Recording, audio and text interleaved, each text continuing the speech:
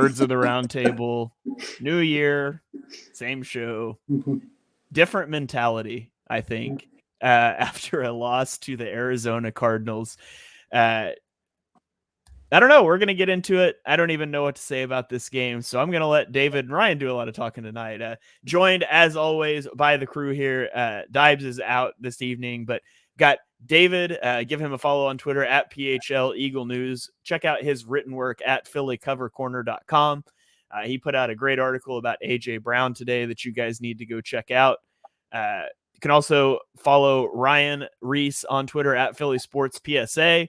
That's more negotiable. Definitely follow David. You know, it's 50. No, give Ryan a follow too. His stuff's great. Guys, I won't ask how you're doing because then you either like have to lie and say good, or you've got to be like, and unload about how bad it is. And we'll get there in a minute, but let's just dive into this. Maybe a little bit of a state of the Eagles roundtable. So, the Eagles coming off of their disastrous December really had 3 games at the end of the schedule. It was a soft schedule that they could build some confidence going into the playoffs. And not only were they a Hail Mary into the end zone away from overtime against the Giants, they lost to the Cardinals. And now they have to turn around this week and travel to New Jersey to play the New York Giants, which I always think is funny. Honestly, there's nothing that they could win this game 75-0, and I'm going to feel no confidence at all about them in a playoff game. But I guess let's just dive into this mess. And Ryan, I'll throw it to you first here. What was your top takeaway from this loss to the Cardinals? My top takeaway is that this team made Dibes so sick he couldn't even show up tonight. That's how just disgusting he felt earlier today. But no, seriously, this I was down there, I was in the stands, and yeah, it was you can just see that the vibe in the stadium is completely off, and it's because this team is completely off.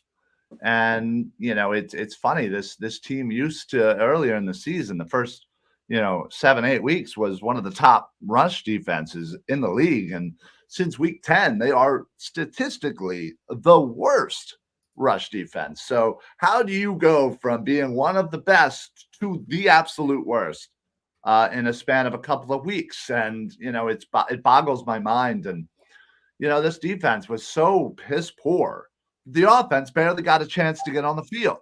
I mean, that was the real tragedy. Not that the offense was lighting it up, but they were doing okay, and they just didn't have enough opportunities to kind of counteract the awfulness of this defense, and especially this rush defense. I mean, Arizona has a bunch of no names on their offensive line, and they were shoving everybody over.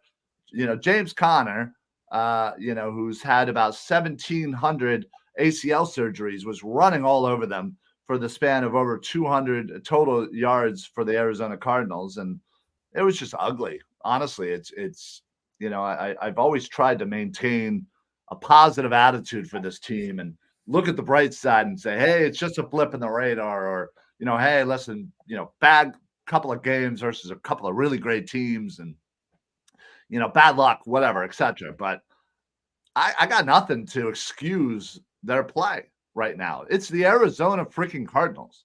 They're trying to get the number 1 pick, and I'm glad they screwed themselves out of that. But, they're trying, and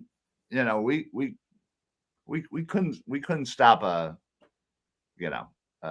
soft breeze right now. It's pathetic. Honestly, it's pathetic. This team has completely lost their identity. I don't know what to think about this team, and it sucks because we have 4 guys that may have just played their last home game for the Philadelphia Eagles, and Graham, Cox, Kelsey, and Lane Johnson, and they go out like that. That's not fitting for them. It's sad that may be the way that all of them or some of them go out. Yeah, they better keep Cox around. He's by far the best defensive tackle on this football team, which is a whole other conversation in and of itself. But Yeah, pathetic is a great word.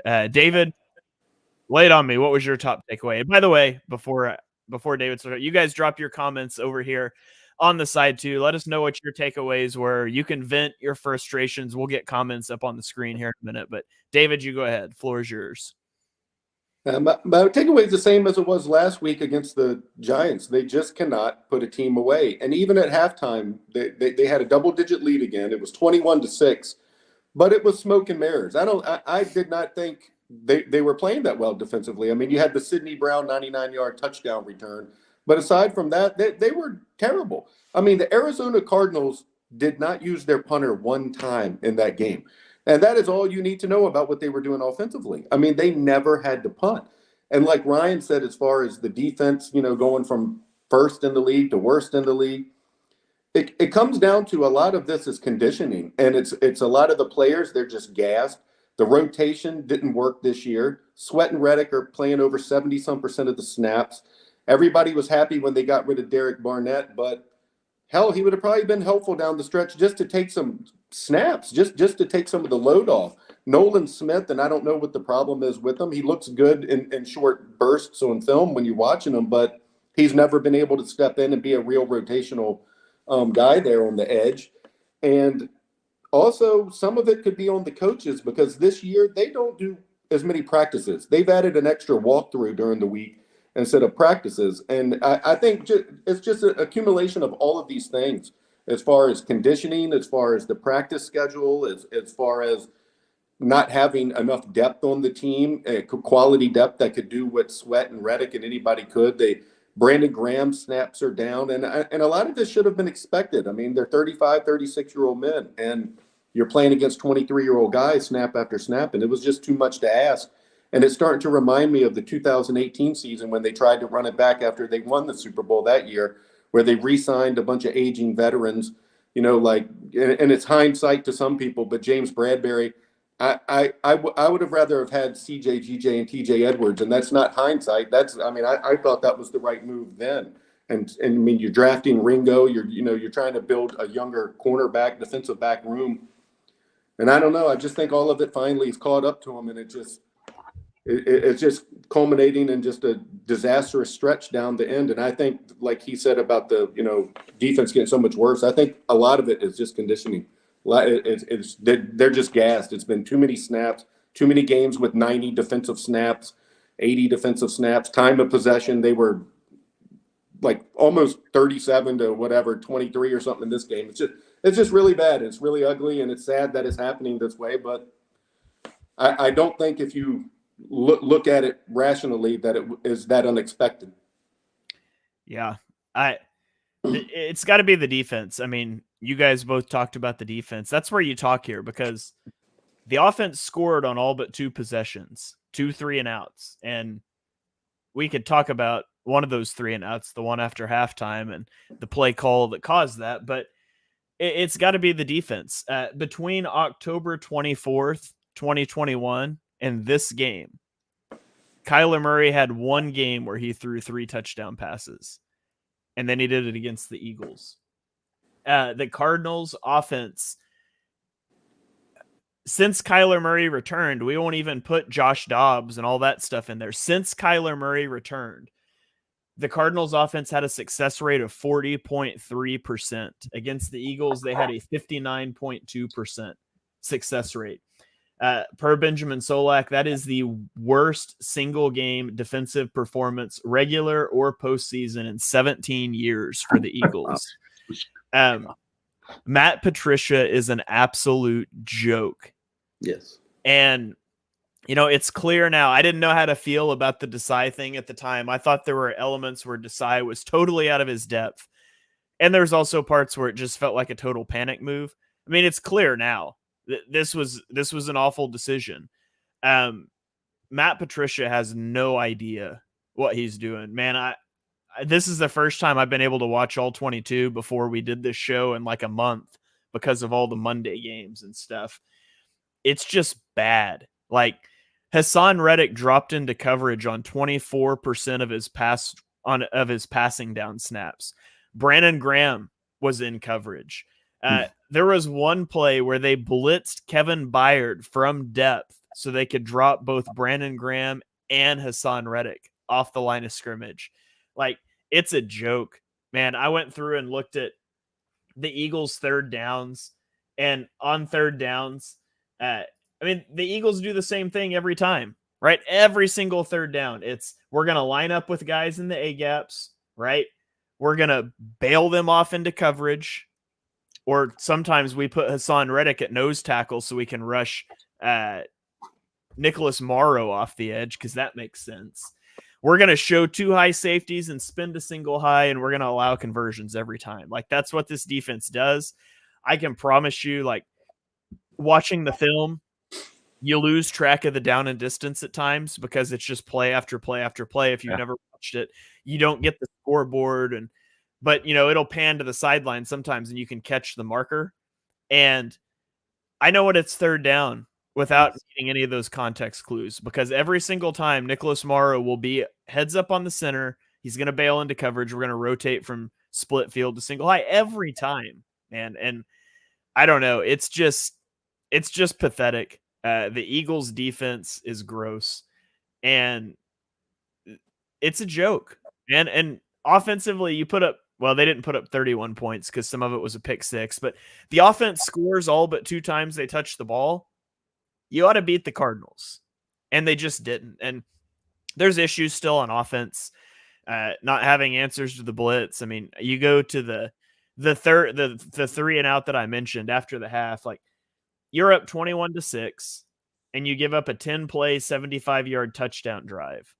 And then the offense comes out and goes 3 and out. And that can't happen. And that really turns the game when they go score, and then they go for 2 and they get it to tie the game. But you get to that third down, right? And it's 3rd and 5. It's a clear day cover 0 look. The safety is walked down, capping the slot cornerback. He's coming. There's nobody deep. It's straight up cover man. And the call is to launch a 50-yard vertical route to Devontae Smith. Now, that's not necessarily a bad call in a different situation. If it's not 3rd and 5, if your defense didn't just give up a 75-yard drive and you haven't picked up a first down yet, by all means, challenge them deep if they're not going to, if they're going to do that. But because it's a 0 blitz, Hurts has to let go of that ball 25 yards before Devontae Smith is going to catch it. He just lofts it up there.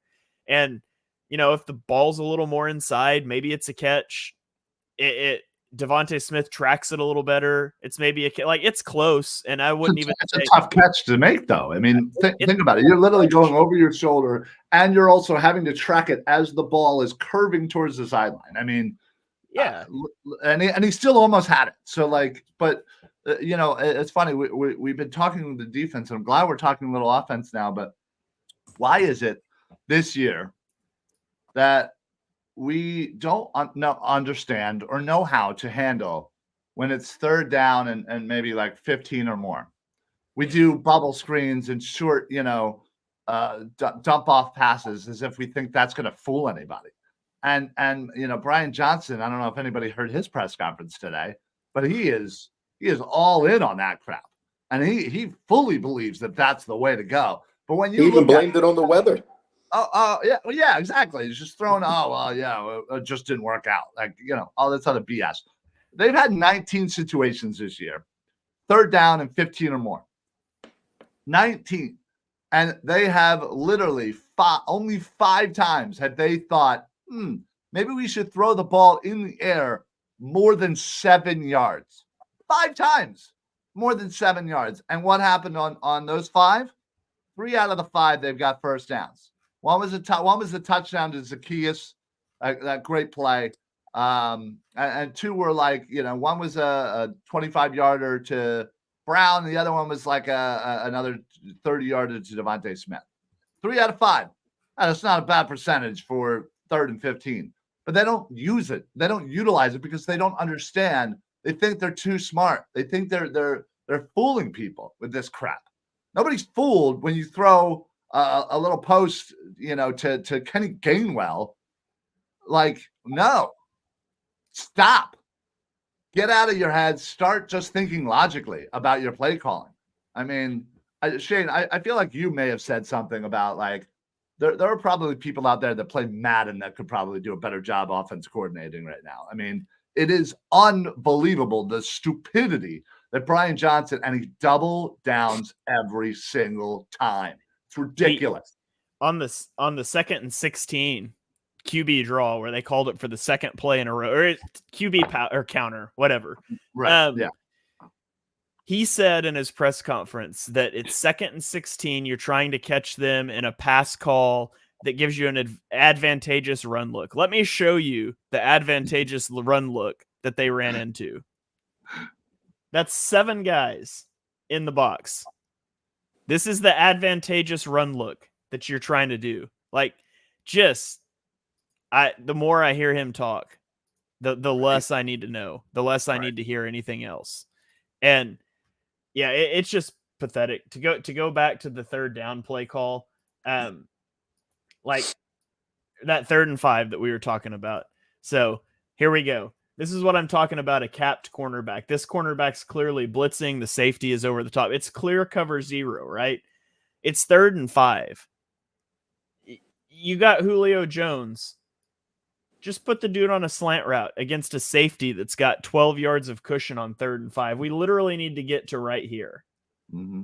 Like it doesn't, and even like it's fine. It's people were complaining about the throw, but look where Devontae is at. Look at the positioning when Hurts is throwing this ball. Like if you're going to give this a chance, you have to put it to the sideline. You can't just assume that Devontae is going to be able to get behind this guy. Now he does, but that's just part of the thing that like Hurts throws the ball when Devontae's on the other 40. Like it's a tremendously difficult throw.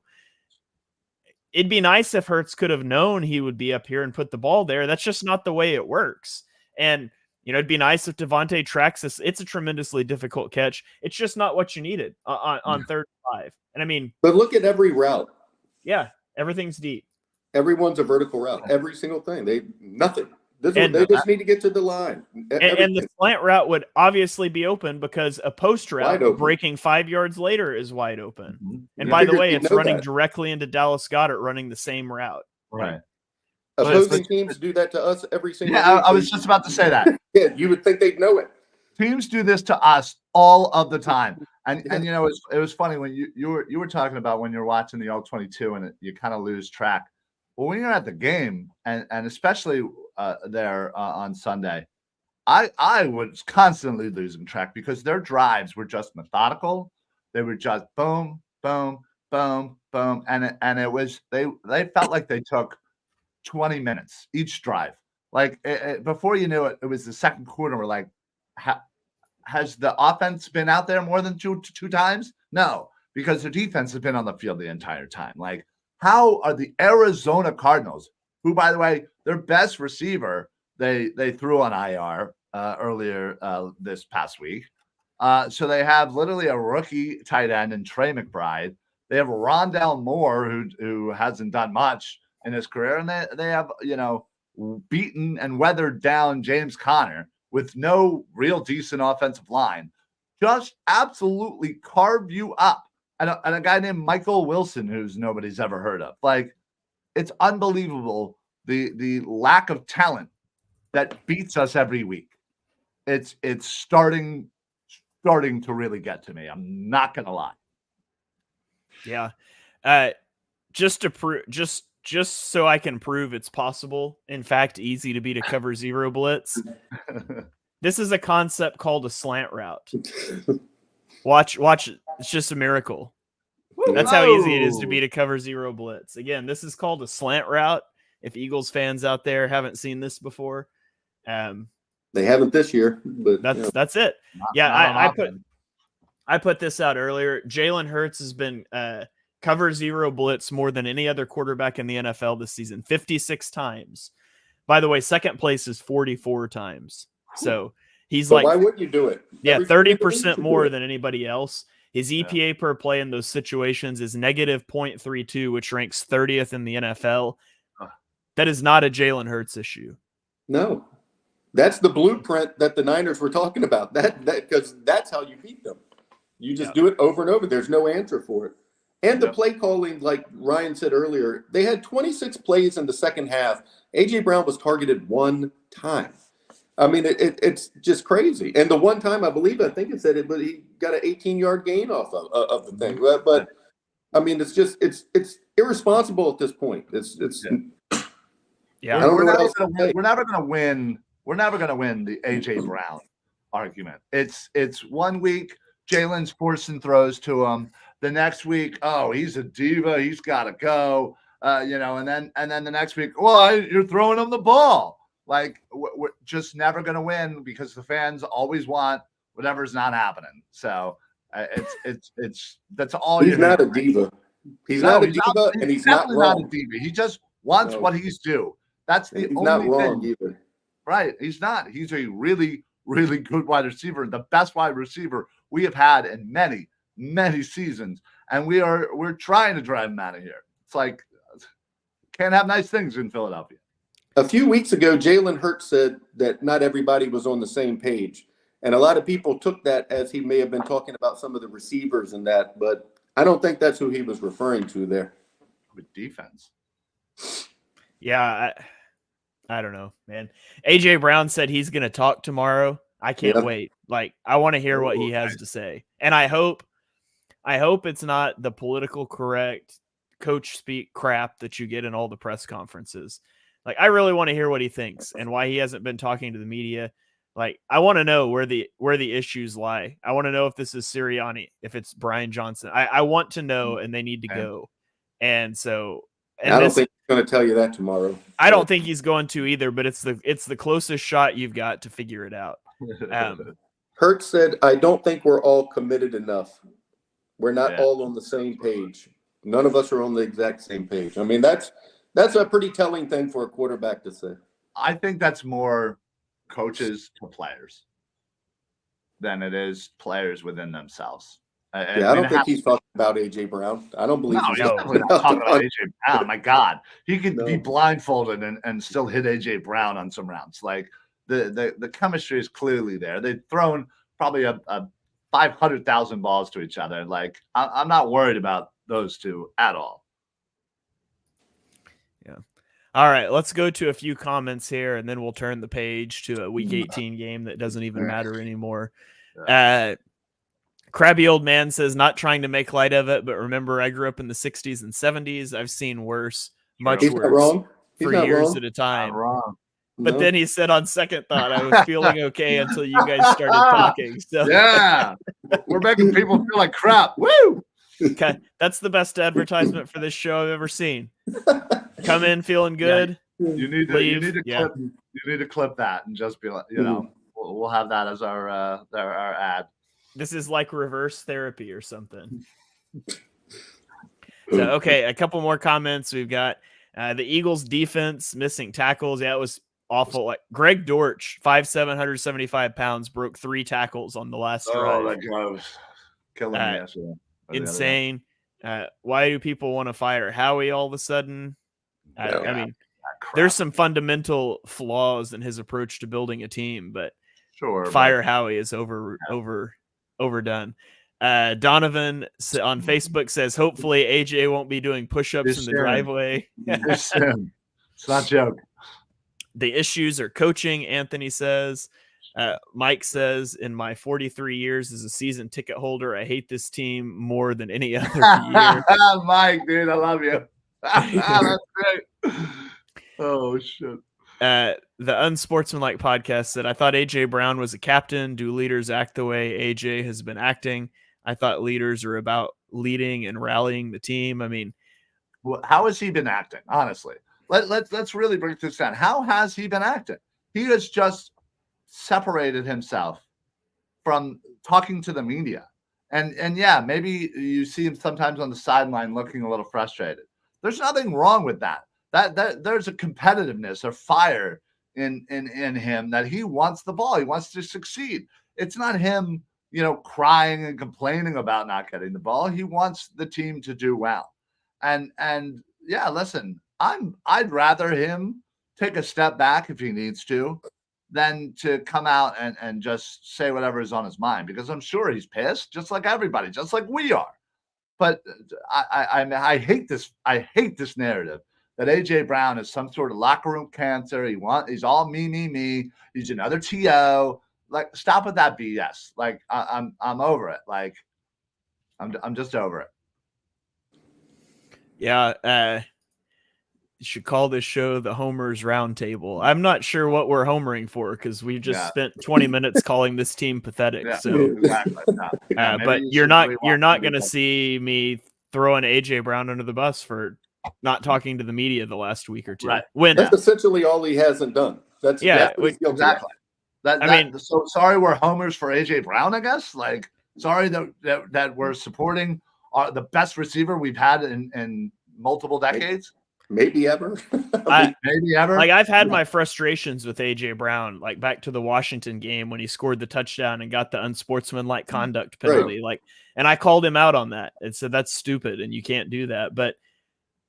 And he's accountable for that. And he answers questions about that. He doesn't duck that. But his two options, when he's clearly frustrated with clear cause at what's going on, his two options are to rip the coaching staff and players, which would definitely get the diva label put on you, or to say the coach speak crap that the other guys and coaches say at the podium that we ripped them for. So, I mean, it is a no-win situation. Absolutely.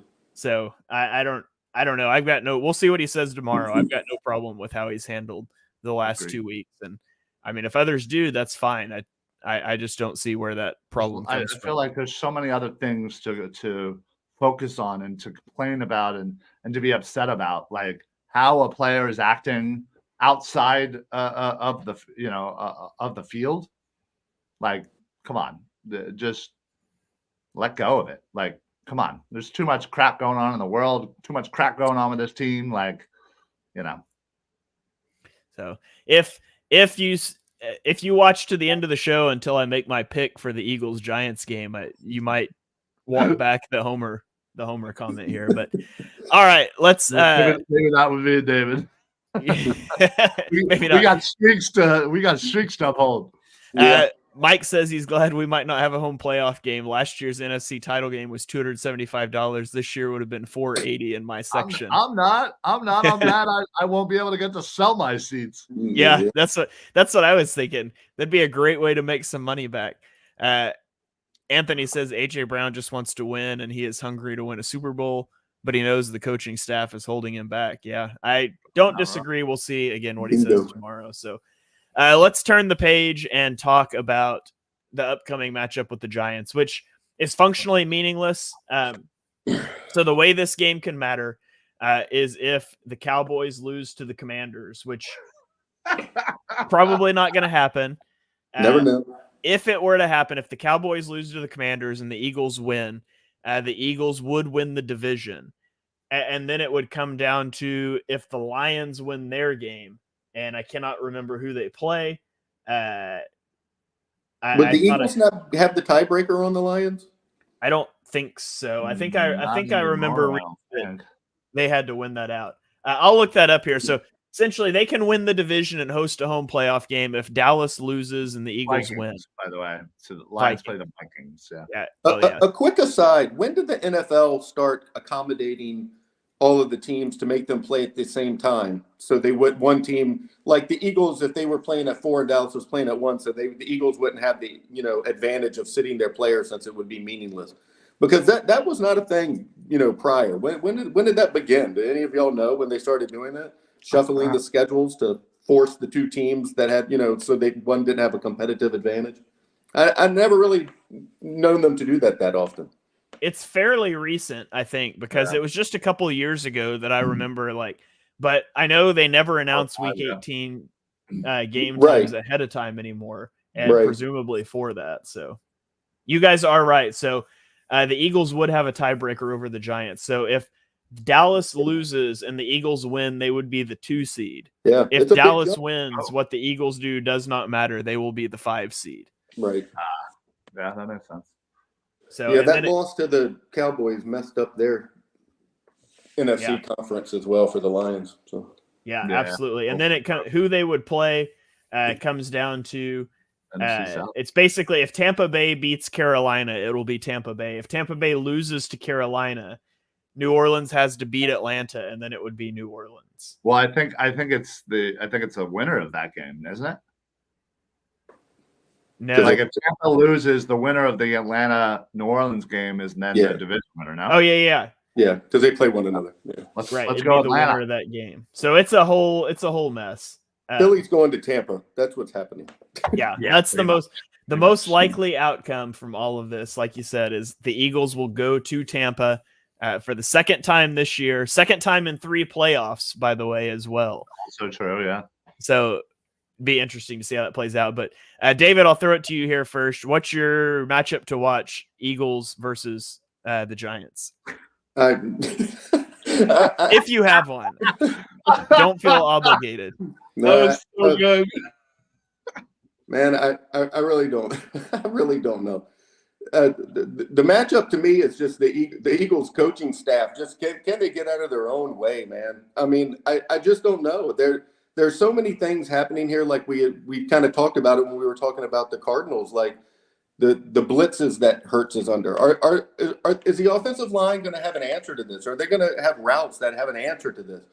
I mean, there is no way a bunch of laymen like us sit around and watch this tape, see this so obviously, but yet everybody in the organization does the same thing over and over and over. I mean, that cannot be happening. I mean, they have to see this, and I just can't understand it. I mean, I expect the Eagles to beat the Giants. Call me crazy, but I do think, however, that they will give up a couple touchdown passes, and I read earlier from beat writer Jeff Kerr that if they give up 2 touchdown passes, they will be the first team in the history of football to give up 36 touchdown passes and still make the playoffs. No other team in the history of the league has ever done that. So, I mean, so they got a lot of history on the line in this game. Oh, Jesus. I mean, I don't know. I mean, I remember I would like to see Leonard not go up to the line 7 times and only blitz once. There's a whole lot of things I would like to see. I mean, Hurts had a decent game. I mean, you take away Goddard falling down on that 1 pick 6. I think he threw for over 300 yards. It was his first 300-yard game in like a month or something, I think. I mean, he did pretty well. There's things that they can. The defense only surprisingly gave up 17 points in that game if you take away the pick 6. And of those 17 points, 7 more were because Oz and Boston Scott ran into each other in the red zone and fumbled the ball there. So, I mean, honestly, the Giants really didn't do a damn thing offensively against the Eagles defense in that game. So, I don't know. So that's just a beautiful mess of matchups to watch. Covey had like a 50-yard return. Maybe he'll get a touchdown. I don't know. Pay attention to special teams. Might be the most exciting part of the day. I don't know, man. Yeah. All right. So special teams it is. Ryan, what's your matchup to watch in this one? God. Man, that's a tough act to follow. David's so defeated answer of I don't know, whatever. But I'm a homer. Yeah, exactly. I don't know. My matchup to watch is to not watch. I honestly, I'm debating even watching this game. Like I have spent so much time down there watching those games, sitting in my section, rooting for this team that I'm really just defeated, honestly. And like you said, this game will absolutely not matter whatsoever. But no, I mean, I guess listen, I guess if we're gonna have to talk about something, since this kind of is what we do, I'm gonna say the defensive line versus Saquon Barkley. Can they rebound even slightly against a running back who is, many perceive to be much better than a James Conner? Can they, I don't know, play with a little pride, get some sort of semblance of respect back, even if in their own eyes. So, yeah, I want to see how this run defense responds after just getting torched by a not so good run offense last week in the Cardinals. So, yeah, that's what I guess I'll be watching if I end up watching. Yeah, I don't know. Should I go like Tyrod Taylor versus the Hall of Fame selection committee? Because no, I don't know. I mean, the most important thing to watch in this one is just if the Eagles will change anything up with how they're handling like third down defense, but I don't expect that. So you could watch for that. You can watch for, how they handle the blitz from the Giants, because the Giants are going to blitz a lot. But again, it's been so long that we've seen those same things over and over that I just don't really expect it. So I think yours is the most interesting thing to probably watch is, can they stop the run game, both from Saquon and from Tyrod Taylor, because they have struggled against mobile quarterbacks. Sure. Kyler Murray didn't really run a lot against them, but he was able to evade pressure. He did have a couple runs. He broke a Josh Sweat sack and threw a beautiful touchdown pass on one of those. Yeah. So how they stack up against the run game, like everybody's accepted this defense isn't great. If you can just hang your hat on being able to stop the run, you can do some things, and you can win a rundown and get into a long passing down and maybe turn loose your pass rushers. But when you can't stop either thing, it just is going to continue to spiral. So the defense needs a strong performance, I would say, especially against the run game, for any semblance of feeling better about this team moving into the playoffs. So, all right. And let's go score predictions and player of the game predictions. David, I'll throw it to you first again. What's your score prediction and player of the game? My score prediction, I will go 27-13. I think the Eagles will win. I cannot imagine they have the same comedy of errors as they did 2 weeks ago when they played this team with the pick six and the before mentioned fumble on the kickoff there. I cannot imagine that happens again. I'm going to pick and stay with my special teams as player of the game. I'm going to go Britton Covey. I suspect if a punt returner can score a touchdown, I will automatically win this. So I am taking Britton Covey. He's well rested too. Yes, 0 snaps, 0 punt returns last week. Yeah. He's the most rested, and his grandfather wrote that book, 7 Habits of Highly Effective People. So I think he's ready to be effective. He's going to be well rested and effective for this game and in the playoffs. So 27-13, Britton Covey gets his first touchdown of his career. Ooh. All right. I'm all for that. Ryan, what's your player of the game score prediction? I'm going to go 20-17 Eagles.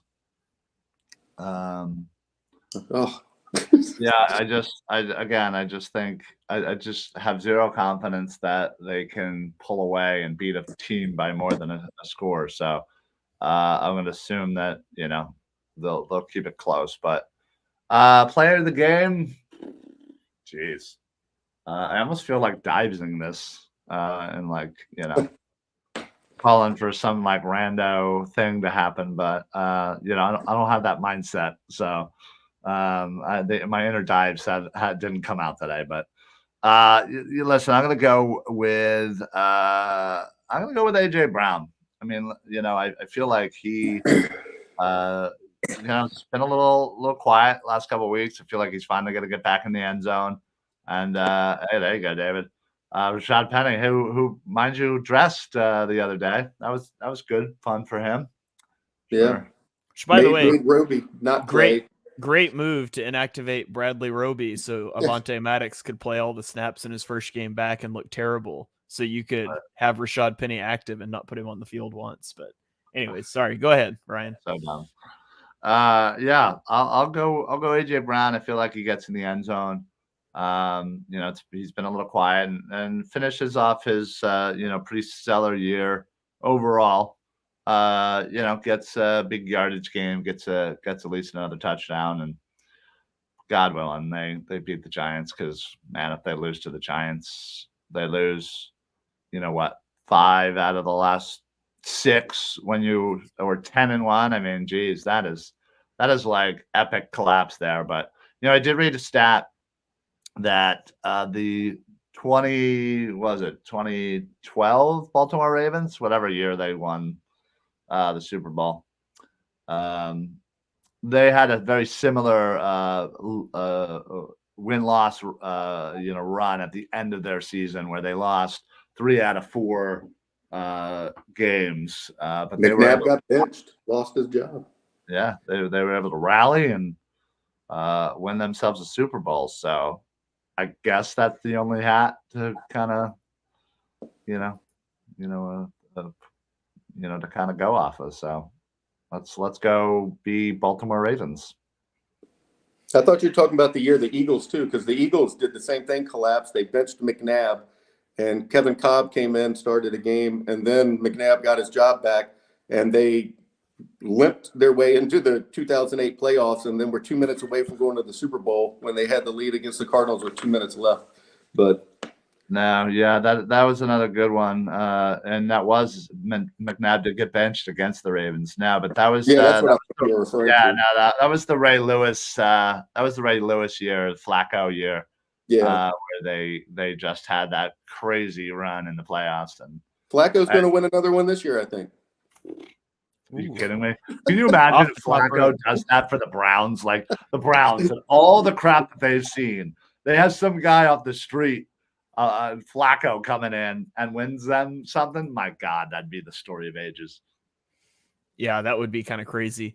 We got a comment here about feeding Boston Scott. I thought about picking Boston Scott here because if there's ever a time for Nick Sirianni to pander to the fan base, he needs some goodwill. And so a couple of Boston Scott touchdowns could do that. I'm going to go score prediction 29-28 Giants. Giants are going to go score and they're going to go for 2 in the win. And it's going to be the most heartbreaking thing ever. And I'll take Tyrod Taylor for my player of the game. I do not underestimate the Eagles' defense ability to let him have a career day. So make your scenario even worse and say that Dallas has already lost and then the Giants go for 2. We would have had the number 2 seed and then we lose that way. Shane, you're literally, I think you're literally trying to kill people at this point. I'm not gonna lie. I'm trying to set expectations low, so anything else, it's just that's nice. There's going to be a line on all bridges in Philadelphia to try and jump off if that ends up happening. Jesus. Yeah.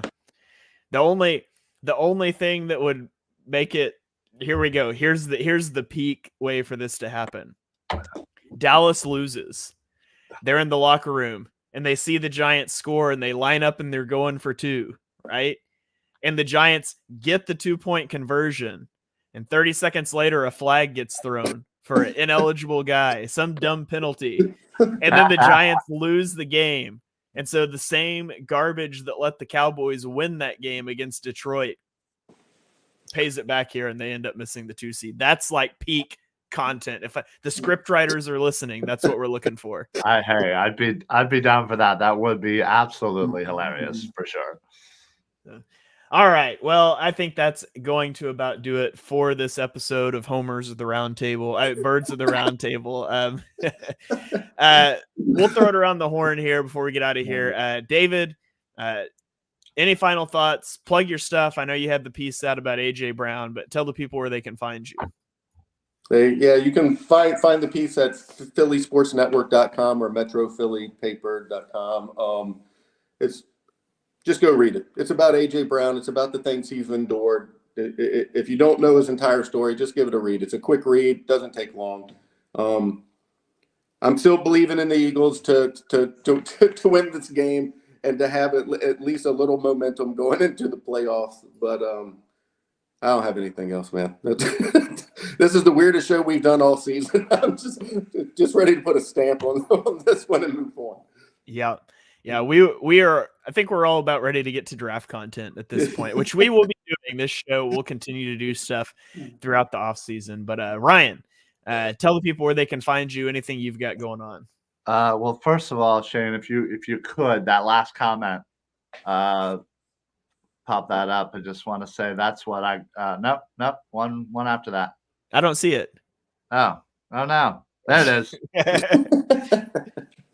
That's right, baby. MVP. That's what I got going on now. David, I love you, buddy. Thank you. To be fair, David, the same guy that said Ryan Reese MVP, also said the Eagles are going to go to the NFC Championship game. Listen, I love the positivity, man. And you know what? Stranger things. Stranger things. But now, what I got going on, except you're crabbier than I am. Thank you. We try to live up to the expectations of the greatest name in all of YouTube. No, so me and Dives have been running out draft content. So head on over to Edge of Philly Sports YouTube. You can check out all of our stuff there. Dives did about 5 billion player profiles. We've been doing top 10s, positional top 10s. We've been doing the 4 playoff teams top 10s. We're probably going to jump into, maybe some of the other teams. Somebody had suggested we do, Georgia next, which I'm sure would be great for us, for the Philadelphia Bulldogs. But so check that out. Dive into the draft. We're going to be doing a lot of draft stuff here at the Birds of the Round Table, but especially all over Edge of Philly Sports. Check it out. Also make sure you follow right here on X. We're doing plenty of stuff with Philly Sports Alliance as well. A couple other shows on the network there. So check that out. Make sure you're following both of these guys, because I tell you, if there's one thing you listen to me about, it's follow these guys, and Dives as well, Mr. Crackpot. These guys are I'm lucky. Honestly, I'm lucky to be riding the coattails of these guys. They put out amazing stuff on Twitter, X, whatever we're calling it these days. Great reads. David, that article was fantastic. If you have not read it, please do yourself a favor and do that. It's all over his X. And Shane's kind of our budding superstar here. Hanging out with Seth Joyner on his show, and pretty soon he's going to be yelling at Skip Bayless or something. So we can't wait. It's honestly it's really really happy for you.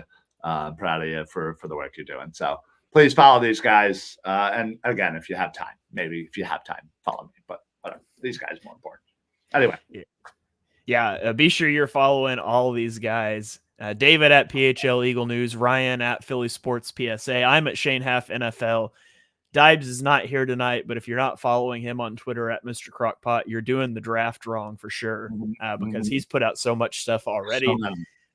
We will be live next Tuesday night, breaking down the Eagles' finale to the Giants, previewing a playoff game.